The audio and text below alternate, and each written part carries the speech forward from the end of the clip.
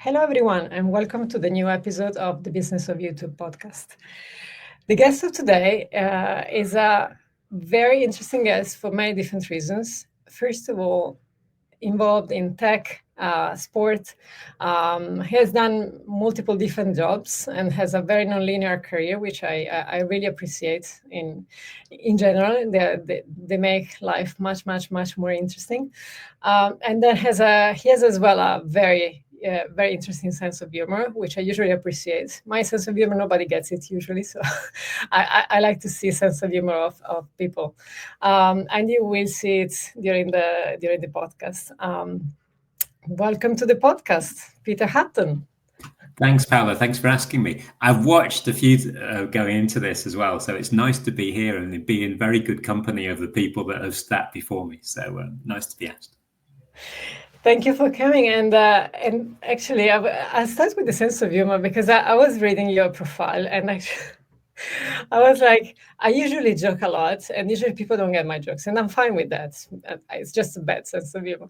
But then when I see that people just usually like to joke, like they really enjoy, I'm like, okay, I just feel good. And I was reading one of the definition that you have in your LinkedIn profile, which is, I'm not involved with player buying and selling players, and so I can't make your son like fortune.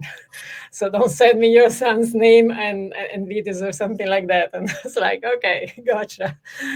You're in 100%. You got to stave off those sort of random requests on LinkedIn that come in and sort of deflate expectation a bit. But I have to say, having a funny profile on LinkedIn is quite a low bar in that most people take it so seriously. But maybe exactly. Because I've sort of traveled around the world and done so many jobs that hopefully I don't have to apply for any more. So I don't really need that seriously. You just enjoy it. That's brilliant. Just do what you like. But yeah, let's start from there because I was trying to find the definition, and actually, I guess that the best definition you got is like sport watcher on LinkedIn defines it all. But like, tell us a bit of your story, which is very interesting. Oh, look, it's a really long story, but essentially, Sport Watcher sums up the fact that I grew up obsessed with sport.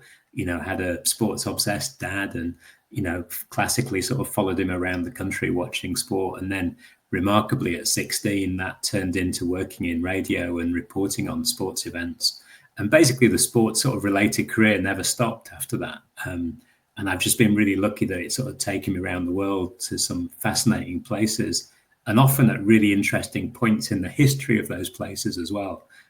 So yeah, very lucky with what I've been able to do and see. Yeah, and places means like every single continent, right? Yeah, I've done something everywhere. I think I'd struggle to claim Antarctica, but it's been a great journey to be on, which came out of very much sort of small town roots and growing up in Derbyshire and Yorkshire and following sport there. And at that point, your access to international sport, because I am really old, was virtually nil. And it was only really with satellite TV that you started getting like feeds of the German league in the UK on German broadcasters, and touching that outside world. And that was fascinating to me, and that sort of curiosity in sport around the world has driven a lot of what I've done.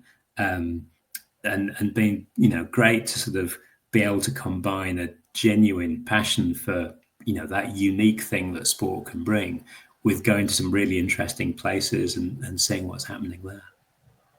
And also, like, you've been like looking at sports, or like, anyway, your career has been very different in terms of the type of activity you were doing. So you were a journalist, on a broadcaster, and then you've been involved in technology, and then you've been involved in in rights holders, like probably like a lot more in between as well. Like your point of view, how did that evolve over time in terms of from the business perspective? Oh, look, a lot of it was genuine luck about being right place, right time, and I'd say that even for the sort of break into television, which was like 1989, 90, when satellite TV launched in the UK.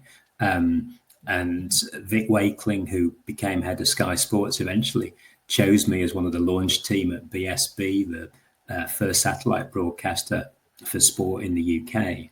And I moved down from Leeds to London in my big career move to be part of a group of people who are incredibly talented and basically, wrote the history of sports TV in England for the next sort of 15, 20 years. So I was then able to ride that wave of pay TV as it launched in the UK and then spread through the world. And as a result, I can claim to be part of a lot of big growth stories. But I think you only really get the context when you see it against the growth of pay TV and how a lot of us were really lucky to be there at the beginning, because you then ended up sort of being an expert in a field that very few people had experience in. So pay TV dominated really the first sort of, 30 years of my career.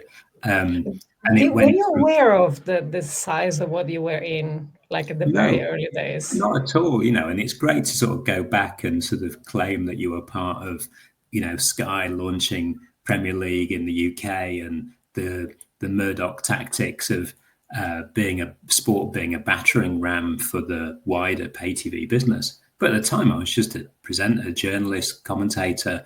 I just did my job, and it's great now that I've sort of moved more and more onto the business side that I can say, yeah, I was part of that story, but I was very much a small cog in a very big wheel. But fascinating to now to look back on it and say, actually, that was such a period of change.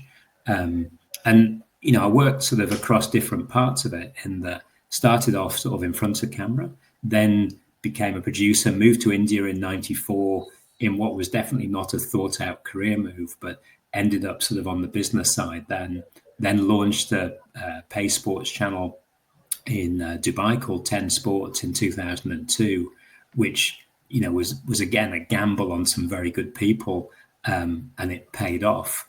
And the pay TV thing just kept rolling on, and the jobs kept getting bigger and the footprints getting wider.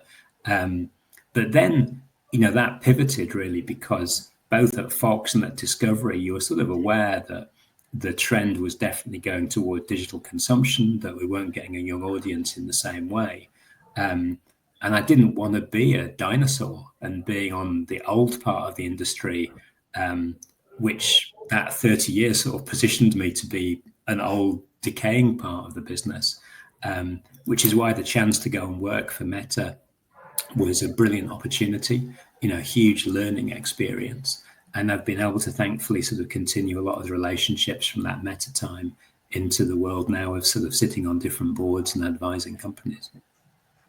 So you moved from broadcaster. So you saw the early days of the satellite broadcaster, and then the early days of platforms, because then still the platforms are very, very young. I mean, well, relatively young. So YouTube is 20, Facebook is 20-ish, and I don't know exactly the number, but still not that old either. But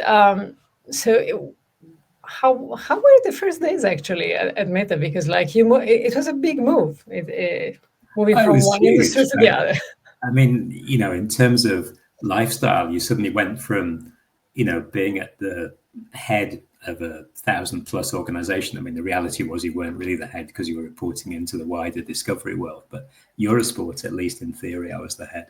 And then went to Meta and literally, I was on my own and sat on a desk with like 3 or 4 other people working in the sports business who had purely come from a digital background, and I was hugely grateful to be sat with people like Jerry Newman, who's now at PSG, and Ronan Rejoice, who's now at Man U, because they lived the social media world side of it to a point where they knew way more about the job than I did.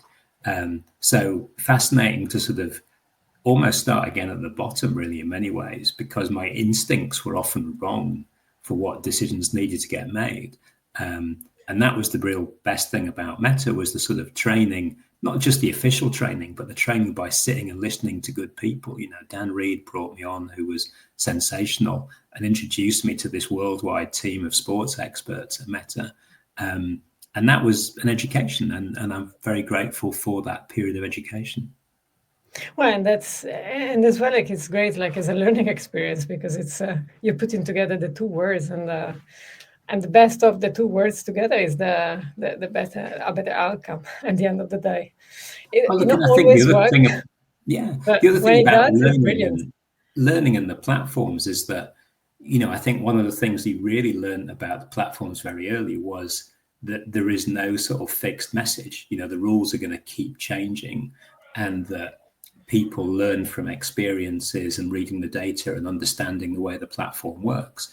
And something that was fascinating to me when I went into Meta was that you'd go and do presentations to like the big soccer clubs in the UK, for example, and they would tell you things about how the platform was working. And you were at the platform, but actually you were learning from the people who were active on the platform. And I think that's a really interesting sort of concept to go through. One of the things that made me laugh the other day was I saw someone referring to, yes, you need to go and speak to YouTube about your strategy. And it was like, yeah, good luck with that, because fundamentally the platforms are not there designed to hold your hand on that process. They're designed to be operated and learned from. And that sort of way of learning, that hands-on learning, I think was a really interesting change for me. Well, and also, like as you're saying, the platforms are like they keep changing. So there is no university of platforms. Sometimes I actually get the question, so where could I learn? Where do I start learning? What course should I take? It's like, good luck with that. It's just no, it doesn't work that way. We all go like it's trial and error, a lot of trial and error, and you need to have hypotheses, and you need to learn and keep learning and trying, keep trying, and read the data, which is the other part that is very good from the platform point of view. That you have like nearly real-time data, and you can know what works and what doesn't, and you discover stuff that you would never bet on, like most of the But times. to give you a plug, and you haven't asked for it, but I'll do it anyway. It's why the stuff that you put out there on Buzz My Videos about what different IP holders are doing with their YouTube strategy is fascinating, because you can only learn by either doing yourself or hearing what other people are doing around you. And it is changing all the time, so you might do your Real Madrid analysis this year, but it might be a completely different type of analysis in 6 months' time. Absolutely. And Meta, one of the things that struck me early on, and there was lots of really good things about Meta, was the fact that your KPIs were basically set every 6 months, because the strategy would change every 6 months. And suddenly we've been gold against 3-minute video, and then it's against 30-second video, and then it's against reels, and then it's against threads. So that different type of goaling, and the fact that you sort of waited to see where the big platform decisions are going and then translate it into your world, was a really interesting part of the process. Yeah, actually, this leads me to something a bit funny, that when I have conversation from people that are in between business and tech, and they're like saying, I have my 5 years plan from the technological point of view and business point of view, I'm like, okay, next question, because it's like you have no idea. Like 5 years, like if you have a 3 years idea, like you need to have a direction which you're going to change anyway, but a direction, then 2 years kind of plan is good, and then to reality is 12 months, like Yeah, tactical plan to get there and change it in after 6. and I think that's one of the reasons why the tech platforms have struggled a little bit with the sports rights business, because sports IP holders want, first of all, a guaranteed check, but they want a guaranteed long-term deal so they know what they're doing, because that's the way that broadcasters treated them, and treated them really well. Whereas for a platform to say, okay, we're committing to this IP for 5 years, basically you don't know how you're going to use it over that 5 years. Whereas a broadcaster might come in with a very clear philosophy of, okay, we're going to do this on pay, this on free, we're a subscription business, we're an advertising business. Whereas the platforms are clearly much more fluid, and therefore they're not designed for long-term relationships with very clear guidelines. They're far more about, look, we will be important, you will be important, we'll work it out over that period of time. Yeah, it's a lot of working out. Yeah, exactly. Exactly. So, like now that we're on the topic of platform and sport, where do you see the opportunities or the challenges? Oh, look, I think it's a fascinating question because I could go off in lots of different directions. But the challenges are sports IP holders thinking the platforms are broadcasters. Um, and, I think that fundamentally is a problem. The idea that, okay, there'll be a guaranteed check, there will be a guaranteed strategy. We as the IP holder can sit back and just let them do the work. That sort of comes out of the world of broadcast-led income. And that clearly doesn't work. So now for an IP holder, you have to be leaning forward. You have to be doing those trials, learning the process, being active to tell your own stories rather than wait for someone else to do that work for you. So that change of mentality, I think, is still a challenge. It's clearly been accepted by some people better than others. I think, the NBA and the Premier League are good case studies in people that have pivoted and started to think in different ways. But fundamentally, that's a problem for an old industry where you've got years of growing income from broadcasters and you've got a whole load of stakeholders that then expect their share of that growing income, because that is a break on thinking differently. If you're a top league and you have 20 clubs that are feeding off you, to say, okay, we'll walk away from the big guarantee and we'll take this riskier path, and we're not quite sure where it goes, but it's definitely more relevant to our audience. You've got 20 stakeholders going, hang on, I've got bills to pay. And that's why, federations and the traditional leagues sort of have to really find a new way to work in this sort of environment. And where are the opportunities? I think the opportunities are the fact that people want to become more active fans. That idea that you are an active fan and not a passive fan, I think, is a fascinating space. And that's the reality, right? When people are consuming content, certainly at home, but I think actually even in the stadium, they're doing things as well. They're on their devices while watching a game. So you could be in a 2, 3, 4 device world if you're at home. If you're at the ground, you look around you now, there's so many people on mobiles during a game, which the old style fans will still go like, what on earth are they doing? But that's the reality. And you get way more data that supports your viewing and gives you a much more immersive experience. One of the reasons why I got involved with the firm YBVR sort of early on was the idea that when you're in VR, you've got all these multiple opportunities open to you, particularly multiple graphic fields open to you.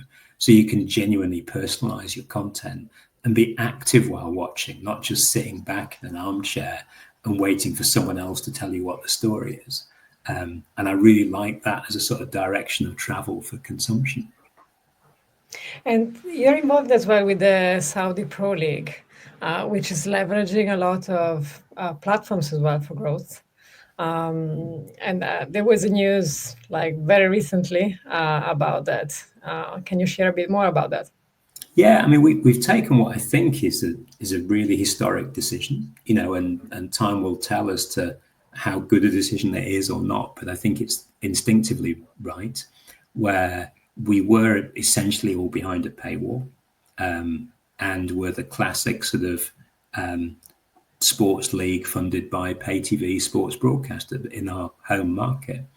And what we've done is we've partnered with a company called SMRG, which is a big Saudi media company, but in particular, the arm of it called Tamania, which essentially is a podcast company historically. Great youth profile, definitely relevant content for a Saudi youth audience. And we've said to them, okay, look, we'll have that premium pay experience in up to 4K quality, but we'll also have free-to-air elements, both in terms of broadcast and streaming. Because I think, our fundamental challenge as a league is how do we grow our fan base? How do we bring more people into the funnel? How do you get people to care about content? And offering that free-to-air window in the same way that a gaming business would offer a free-to-air window, I think is a key part of that. So, we've definitely taken what might be seen as a gamble, moving away from traditional broadcasters, moving into a more untried space. But I love the ambition and the enthusiasm that Tamania brought to the bid. And now, we have to work with them and make it work. and again, think differently as an IP holder, where we have to convince our audience to lean into a new platform, to go find this, to be active with it, to be a part of the process of creativity in a way that a broadcaster would just give you a check. We could sit back, Saudi Sports Channel would do the work, and we wouldn't have to take the initiative as much. And the extra part of that, I know it's a long answer to your question, is also thinking about, okay, what are all the other ways that we tell our story? You know, how do we work with the gold.coms? How do we work with Copa 90? How do we work with Facebook and Instagram and with YouTube to tell our stories so they reach as many people as possible and bring in that community into the funnel of engagement that we're trying to set up? So you're taking a lateral approach compared to this is the check, or just buy the subscription, basically, which is the old model, which has been working for a long while, and rightly so. And it's worked really well for the sports industry around the world, and for the car retailers of Cheshire who live off all the footballers in that area. You know, it's created an amazing financial ecosystem over the last sort of 30 years. But now I think as a league, particularly one that is a challenger league, you know, we need to think about how do we build, where do we go? There's a really good young CEO in Omar Mughabo who took over a year ago, you know, and he's clearly thinking about a customer base and how do you make the fans care more about the games? How do we grow the audiences, both at the stadium and online? And fascinating to be part of that process. And that's interesting because it goes back to the good old free-to-air. I remember when I was a kid, I grew up in Italy originally, but I've been outside from the country for 20 years. But when I was a kid, there was like the games on TV, on Rai, most probably. Yeah, because there was no Mediaset, so there was just Rai or something. And ultimately, you create a culture with free-to-air. That it's a fact. Like you bring people together with the free-to-air, and digital is just another platform, another way to actually get them together, get them to care. I think it's an interesting point, right? Because, you know, you sort of talk about free to air, and again, people think about those three words in very different ways, right? Which is fundamentally one generation will think, okay, I need to get something on BBC One to get me exposure because that will get a big audience. And it's still true, you know, it's still important. But I think also you need to think about a younger audience that just fundamentally isn't watching linear TV and say, okay, what's free to air to them?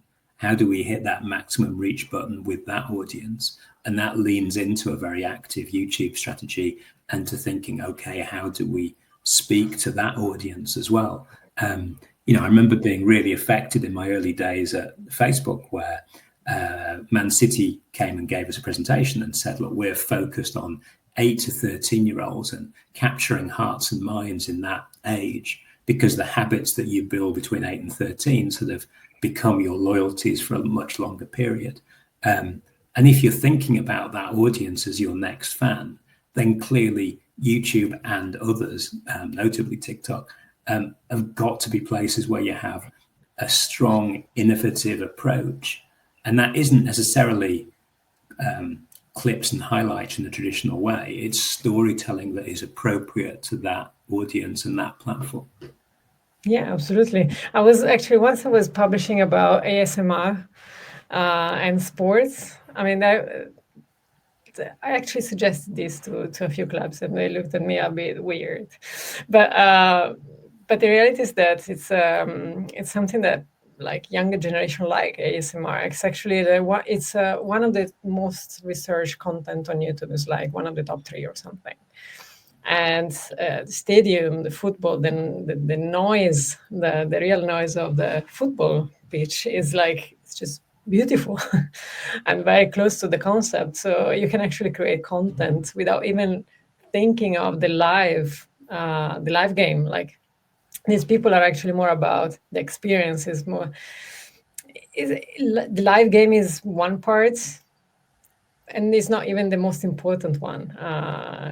You can create really like the fandom for a lot more things than the result on the pitch. And that's, I agree, is not the highlights. I mean, highlights are important, don't get me wrong, but it's not the highlights, and it's not just the game. It's really like the experience, is the participation in a community, is values, is fun, is just, or the athlete that you're following. It's a lot more than just the results. And like it's an opportunity from my point of view. Is like, if you look at sports, like whatever sport you're doing, like let's take football. Like football, like there is one winning and everybody else is losing, so like chances are that as a team you're losing.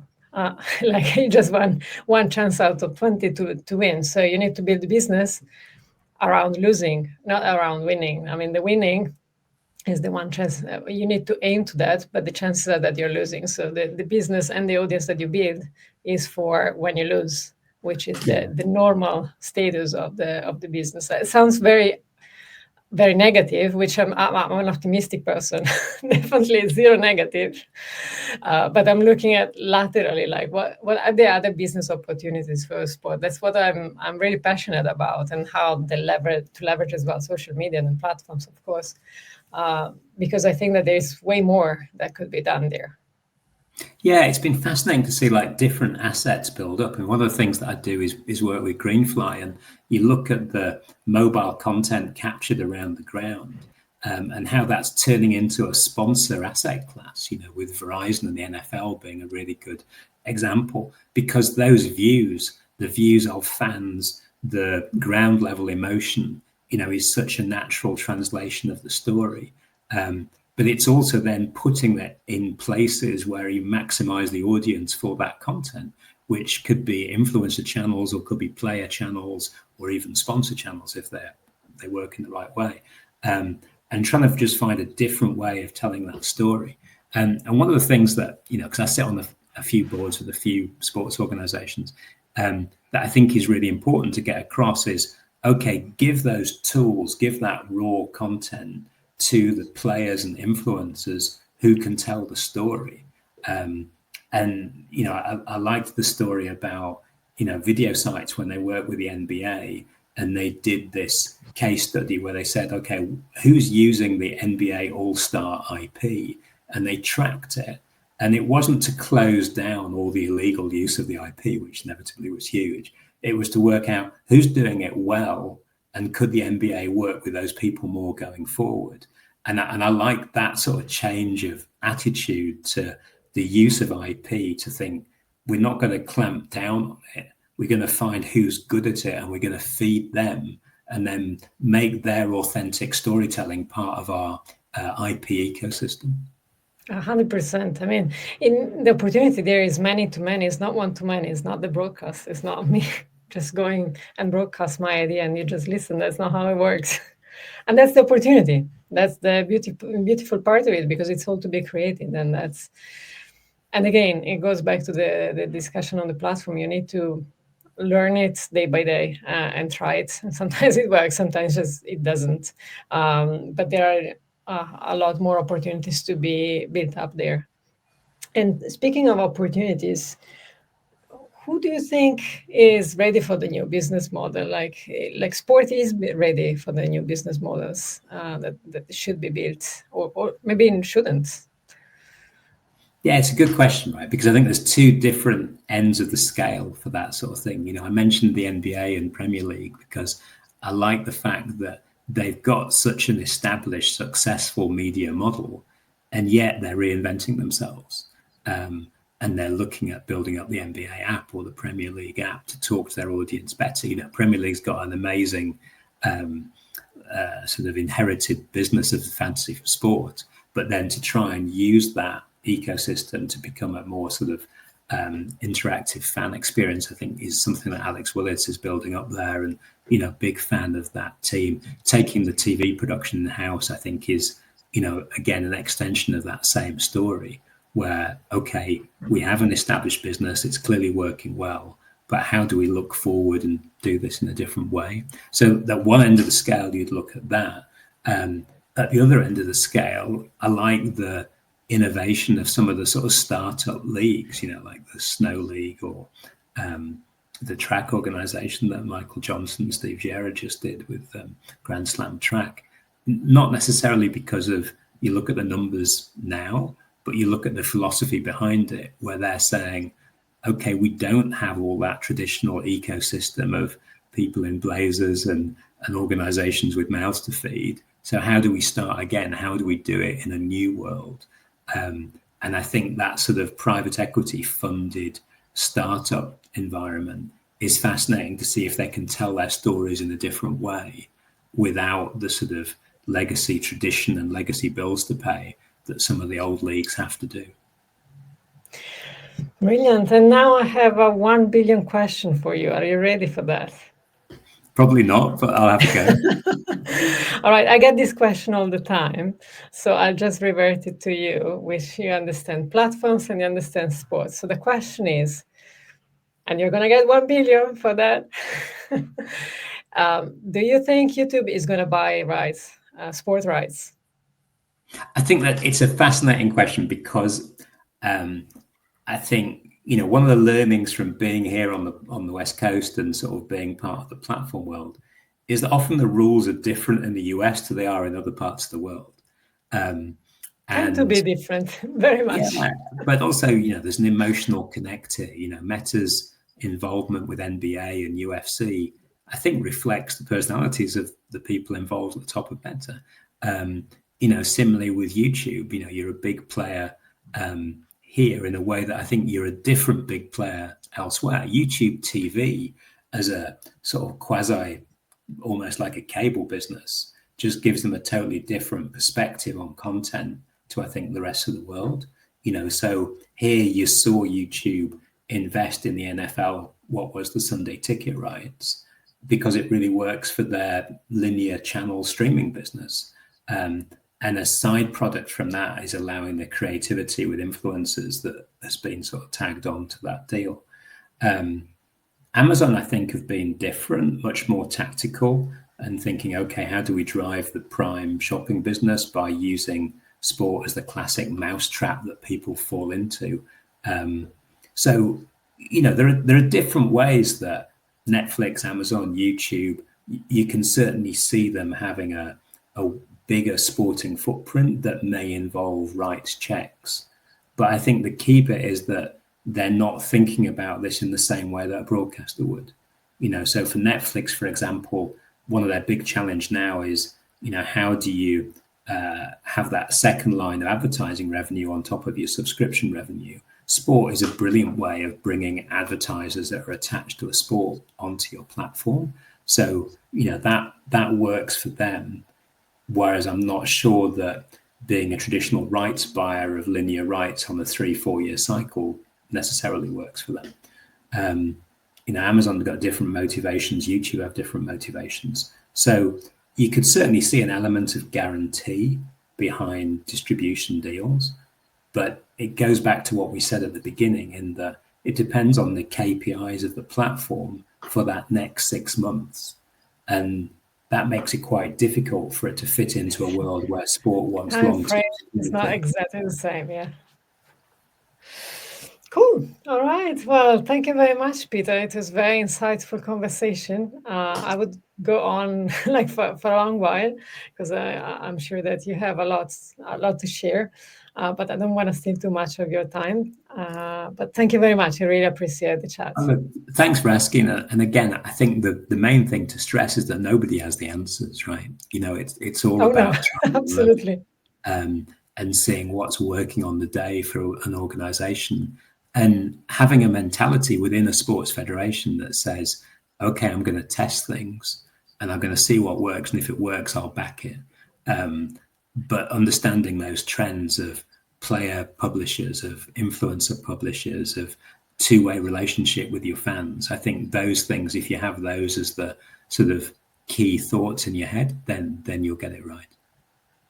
Yeah, I think on this, I usually question organizations and on the why they do things. It's not always well perceived because it's a hard question. It's a simple and hard question at the same time. The why and the why nots.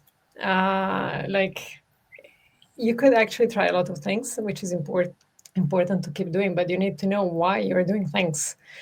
And that's important, especially in very fast changing world of platforms and opportunities and challenges, because there's plenty of both. But I think that it's an interesting time because it's all for building up.